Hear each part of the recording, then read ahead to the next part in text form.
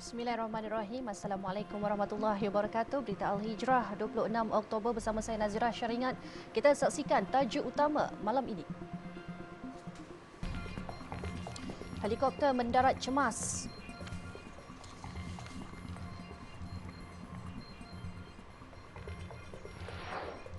Juga jangan jual peranti siswa.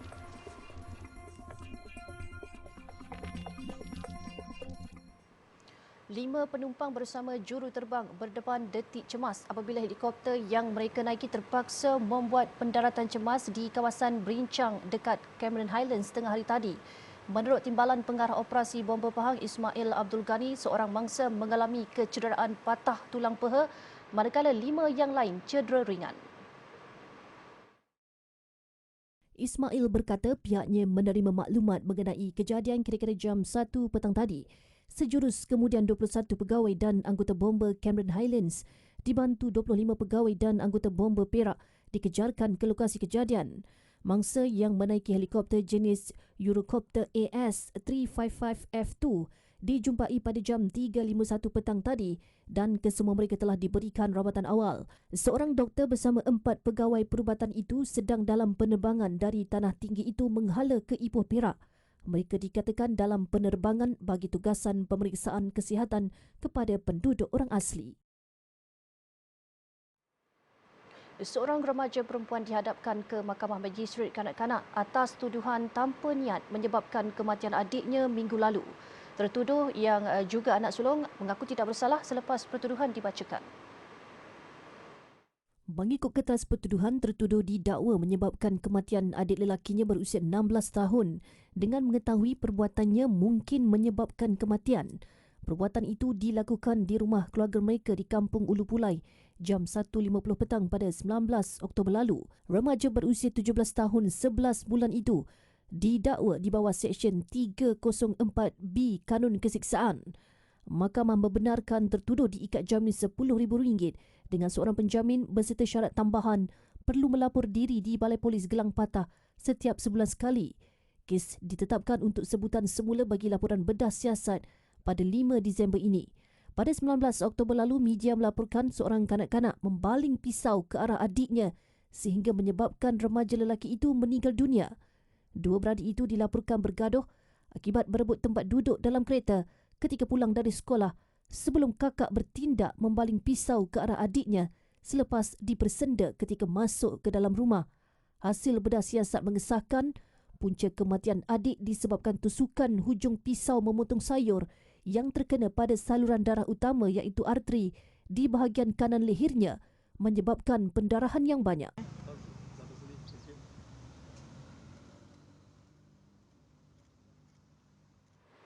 Sepasang suami isteri disiasat polis selepas disyaki cuai membiarkan dua anak mereka bermain di tepi balkoni tingkap di sebuah kondominium di Jalan Langkawi, Taman Setapak, Ibu Negara semalam. Ketua Polis Daerah Wangsa Maju, Superintenden Asyari Abu Samah berkata pihaknya mengesan sebuah video tular yang memaparkan kejadian tersebut.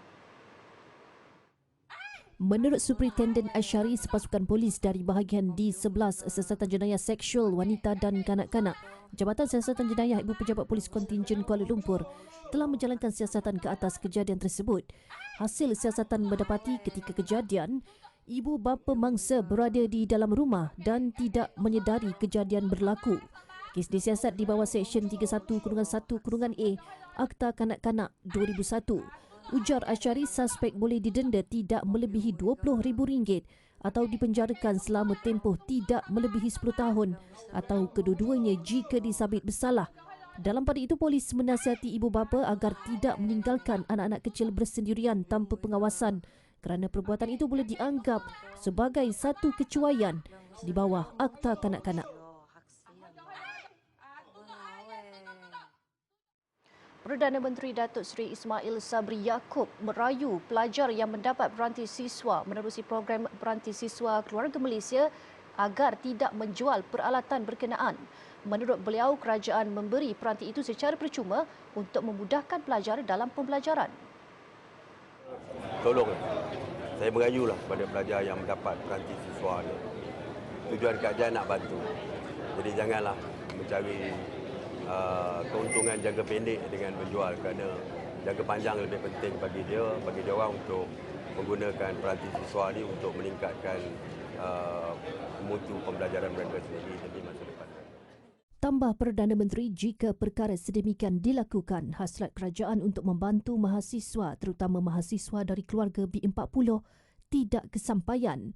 Ditanya sama ada sebarang tindakan akan dikenakan kepada mahasiswa terlibat menjual peranti siswa keluarga Malaysia, Datuk Seri Ismail Sabri berkata, kerajaan belum membincangkan sebarang bentuk tindakan termasuk sama ada menyenarai hitamkan pelajar terbabit.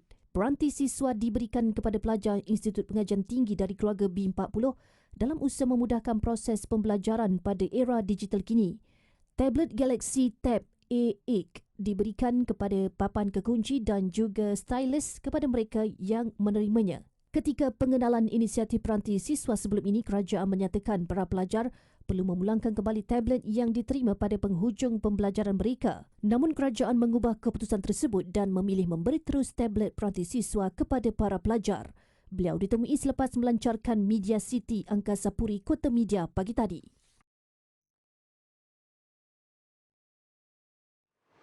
Dan terdahulu Perdana Menteri melancarkan bangunan baharu Media City serta mengumumkan nama baharunya sebagai Angkasa Puri Kota Media.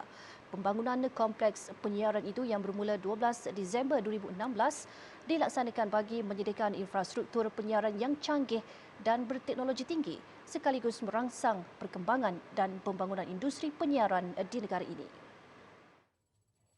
Dibina dengan kos keseluruhan RM860 juta, Angkasa Puri Kota Media meliputi pejabat dan ruang teknikal seluas 62,027 meter persegi, menyediakan sistem peralatan, teknologi dan pemusatan arsip bahan-bahan penyiaran.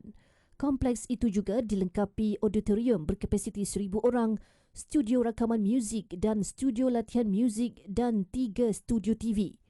Pembangunan Media City merupakan antara langkah strategik kerajaan untuk merangsang perkembangan dan pembangunan industri penyiaran di negara ini.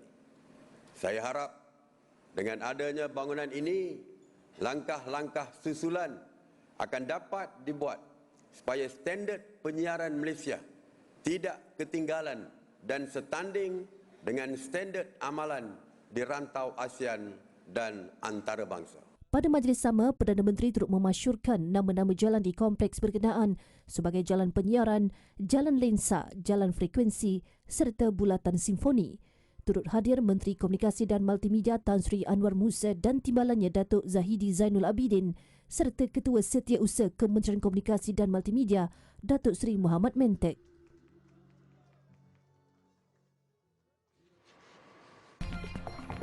Selepas ni, 900 aset baharu bakal diterima Pascal. Kita ke laporan seterusnya. Kementerian Pertahanan dalam usaha melaksanakan perolehan aset baharu pelbagai jenis dalam masa terdekat bagi meningkatkan keupayaan menangani ancaman keselamatan semasa. Menteri Kanan Pertahanan Datuk Seri Hishamuddin Hussein berkata 900 aset bakal diterima pasukan khas laut Pascal Tentera Laut Diraja Malaysia TLDM termasuk kapal misi pesisir LMS Fasa 2. Pascal turut bakal menerima lebih 900 aset pelbagai jenis yang disumbangkan oleh Amerika Syarikat. Ini merangkumi small weapons, the Glocks Gen 4, M4 carbine, bulletproof vest, spotter scope dan sebagainya. Kumpulan-kumpulan elit ni penting dalam konteks kita nak pastikan moral. Beliau berkata demikian kepada media selepas lawatan ke pangkalan TLDM di Lumut hari ini. Menurut Datuk Seri Hishamuddin, TLDM juga akan mendapat kumpulan kedua kapal misi pesisir LMS lengkap dengan persenjataan.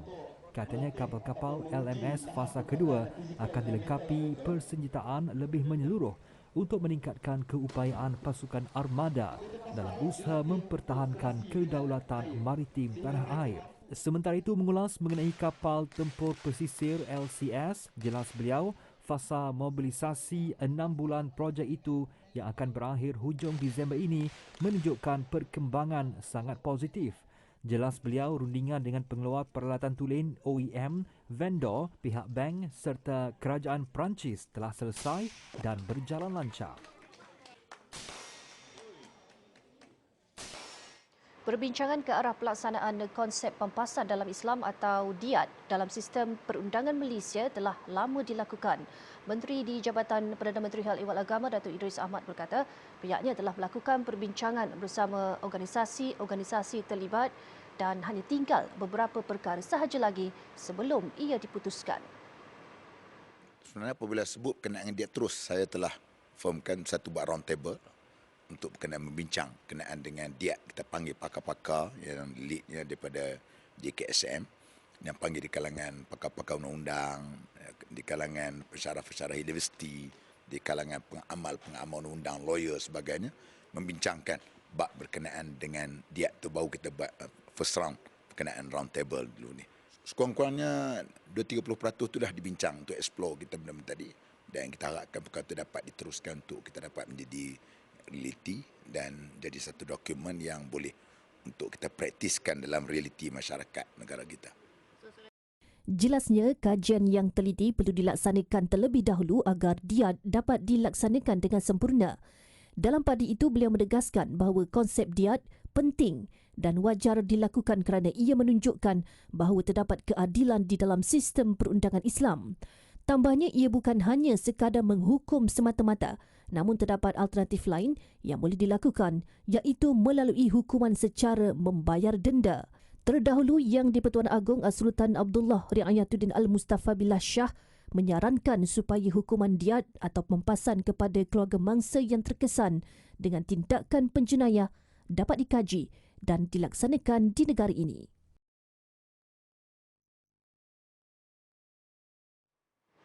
Ma'had Tahfiz Sains Fatimah Az-Zahra MTS FAS dalam perancangan membangunkan pusat Ma'had Tahfiz baharu menjelang tahun depan. Ia dalam usaha melahirkan pelajar-pelajar yang berfikiran kritis dan mampu menjadi pemain global melalui fasiliti dan pendidikan yang lebih kondusif, tawaran pendidikan profesional dan pembentukan jati diri Islam yang kuat. Pengerusinya Dr. Nazratun Nafiza A. Husin berkata usaha itu bakal tercapai melalui dana terkumpul melalui Malam Aspirasi yang akan diadakan pada 13 Januari 2023. Kutipan dana itu bertujuan membangunkan pusat tahfiz baharu yang dijangka akan memulakan pembinaannya tahun depan di atas tanah berkeluasan 3 ekar di Gombak. InsyaAllah dalam bangunan baru itu nanti dia bukan sahaja akan menempatkan satu sistem pendidikan yang digital, merangkumi apa yang sedang diketengahkan dalam sistem pendidikan global iaitu IR 4.0.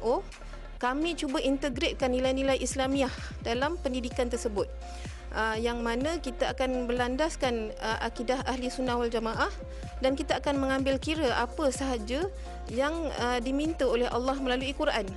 Katanya pembangunan pusat tahfiz itu yang akan memuatkan gabungan asrama, bangunan pendidikan dan ruang fasiliti untuk kegunaan pelajar mengikut garis panduan yang ditetapkan Kementerian Pendidikan Malaysia KPM, pihak berkuasa tempatan PBT dan lain-lain pihak berkait. Jelasnya MTS FAS menekankan pendekatan pendidikan yang berintegrasi dengan nilai Islamiah dan selari peredaran zaman. Ia bagi melahirkan pelajar yang mampu mendepani cabaran hidup pada masa akan datang. MTS FAS juga menawarkan beberapa pendekatan iaitu akademik di bawah silibus KPM, Islamik di bawah JAIS dan silibus yang ditawarkan oleh MTS FAS sendiri iaitu Information Technology IT, Al-Quran dan Model Insan. Sementara itu, menurut rakan strategik MTS FAS Dr. Muhammad Arif Arifin, tidak sekadar memberi penekanan akademik, MTS FAS juga menawarkan pelbagai aktiviti seperti sukan memanah, renang, persilatan dan sebagainya agar lebih sempurna dari sudut intelek IQ, emosi EQ, rohani SQ dan fizikal PQ. Lebih menarik, pihak MTS FAS juga mengambil kira terhadap anak-anak berkeperluan khas agar golongan itu tidak ketinggalan dan mampu berdikari seperti mana pelajar lain. 50 meja ditawarkan pada malam aspirasi yang akan diadakan di Bora Ombak Putrajaya. Bermula dengan pakej RM15,000 bagi sebuah meja, pakej perak RM50,000, emas RM100,000 dan platinum RM150,000. Dan semua pakej ini layak menerima resit pelepasan cukai sebanyak 100%. Orang ramai yang ingin mendapatkan maklumat lanjut berkaitan malam aspirasi tersebut boleh hubungi di nombor yang tertera. Untuk sama-sama membantu membangunkan pusat MTS FAS baharu, sumbangan boleh disalurkan ke akaun tertera. Dalam usaha memperkasa aspek kemahiran guru dalam genre pantun, IPG Kampus Bahasa Melayu menerusi inisiatif 108 iaitu Pemartabatan Pendidikan Bahasa Melayu mengambil inisiatif menganjurkan Citra Pantun Melayu CPM 2022. Penyelaras Citra Pantun Melayu 2022 Johari Jonit berkata, program selama 2 hari secara bersemuka di peringkat separuh akhir dan akhir itu membabitkan penyertaan dalam kalangan guru bahasa Melayu di seluruh negara. Menurut Johari, pertandingan itu dibuat menerusi 2 kategori. Pusingan awal dilaksana secara dalam talian, manakala bagi pusingan separuh akhir dan akhir dilaksana secara bersemuka, membabitkan 14 buah pasukan yang mewakili setiap Jabatan Pendidikan Negeri. Setiap pasukan itu terdiri daripada 3 pemantun Melayu dan seorang pemantun bukan Melayu. Kita harap citra pantun ini dapat mengembangkan ilmu dalam kalangan peserta yang terlibat dan juga dapat disebarluaskan kepada kumpulan-kumpulan lain, terutama sekali kalau kita lihat pendidik iaitu pendidik dia di sekolah ataupun di tempat-tempat mereka bertugas, mereka akan kembangkan kepada anak-anak didik di sekolah secara tidak langsung ilmu yang dapat melalui pertandingan citra pantun ini dapat dikongsikan secara lebih meluas lagi. Johari berkata bagi proses penilaian, barisan juri berpengalaman akan menggunakan beberapa aspek penilaian untuk menentukan pasukan mana yang akan dikategorikan terbaik. Antaranya rima akhir yang sempurna dan jawapan mengikut tema yang dikendaki. Pembayang yang baik juga perlu berunsurkan elemen seperti alam, bahasa dan diksi kata yang tepat bagi mengungkapkan sesebuah pantun itu. Mengulas lanjut, pensyarah Jabatan Pedagogi Bahasa Melayu itu berkata, sebagai seorang pendidik, beliau sendiri melihat elemen pantun itu penting sekiranya dapat diaplikasi dalam bilik darjah. Beliau melihat kebanyakan murid-murid di peringkat sekolah rendah memberikan reaksi positif, malah seronok menjalankan aktiviti berpantun walaupun mungkin pada awalnya agak sukar membina pantun yang baik.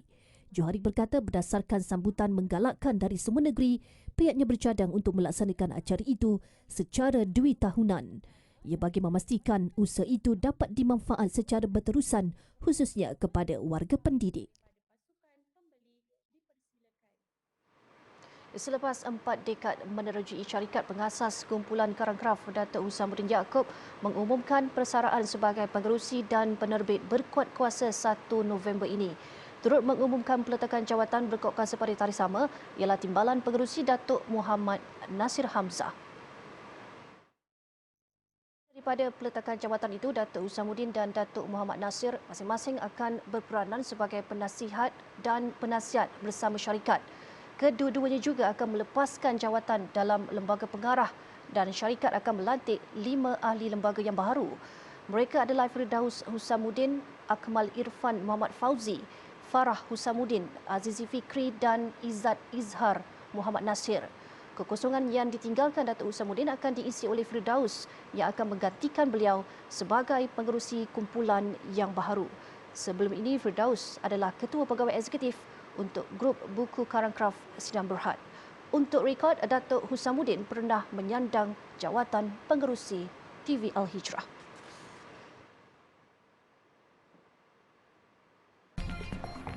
Selepas ni, wanita ditelan ular sawa.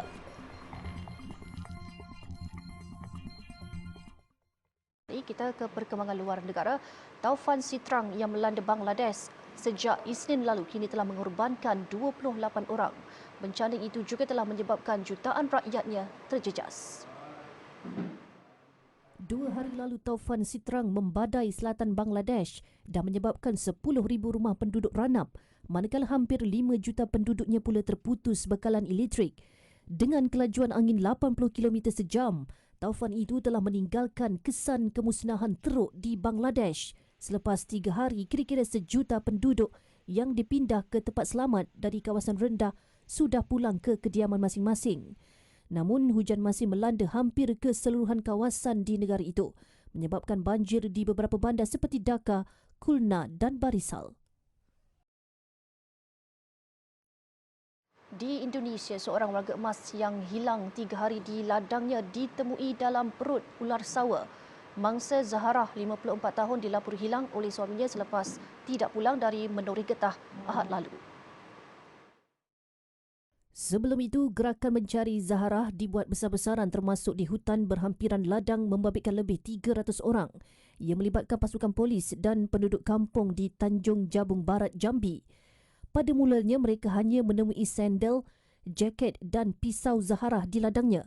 Kemudian pasukan pencarian menemui seekor ular sawa gergasi sepanjang 7 meter yang sedang kekenyangan disyaki telah menelan mangsa. Mereka kemudian membelah perut ular sawa itu dan menemui mayat Zaharah yang sudah tidak bernyawa di dalamnya.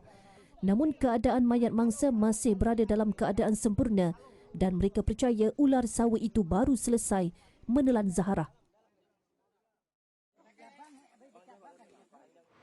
Masih di Indonesia, angka kematian tragedi bot terbakar di wilayah Nusa Tenggara meningkat kepada 17 orang. KM Express Cantika 77 yang membawa ratusan orang terbakar dan menyebabkan ramai penumpang terdesak melompat ke laut. 3 lagi mayat ditemui hari ini menjadikan jumlah terkorban menjadi 17 orang. Pasukan penyelamat dalam pada itu mengesahkan 312 lagi mangsa terselamat. Bagaimanapun, operasi pencarian diteruskan lagi seminggu memandangkan jumlah sebenar penumpang masih belum dapat dipastikan. Ia kerana jumlah mangsa selamat adalah lebih tinggi daripada senarai sah 167 penumpang. 2 hari lalu, bot berkenaan dilaporkan berlayar dari ibu kota wilayah Kupang menuju Bandar Kalabahi di Pulau Alor. Bagaimanapun, ia terbakar di luar pantai Pulau Timur. Punca kebakaran sehingga kini masih belum diketahui. Dan seterusnya, seorang lelaki yang digelar manusia paling kotor di dunia kerana tidak mandi selama 65 tahun dilaporkan meninggal dunia. Kematian Amau Haji didakwa hanya beberapa bulan selepas mandi untuk pertama kali dalam beberapa dekad. Amau Haji, lelaki dari Iran, meninggal dunia pada usia 94 tahun. Sebelum ini, Amau enggan menggunakan sabun dan air selama lebih setengah abad kerana bimbang menyebabkan dia sakit. Dia yang tinggal di wilayah Fars banyak kali mengelak percubaan penduduk kampung yang mahu membersihkannya. Namun akhirnya dia terpaksa tunduk kepada tekanan dan dicuci beberapa bulan lalu. Tidak lama kemudian, lelaki itu jatuh sakit dan akhirnya meninggal dunia Ahad lalu. Amau Haji sebelum ini dilaporkan gemar memakan landak dan dia tinggal antara lubang di tanah dan pondok bata yang dibina oleh jiran prihatin di kampung Dekjkah. Baik, dengan itu sekian berita Al-Hijrah. Jangan lupa ikuti kami di platform media-media sosial seperti Facebook, Instagram, Twitter, YouTube dan TikTok dan layari alhijrahnews.com untuk lagi berita-berita pilihan dan eksklusif. Saya Nazira Syaringan. Assalamualaikum dan selamat malam.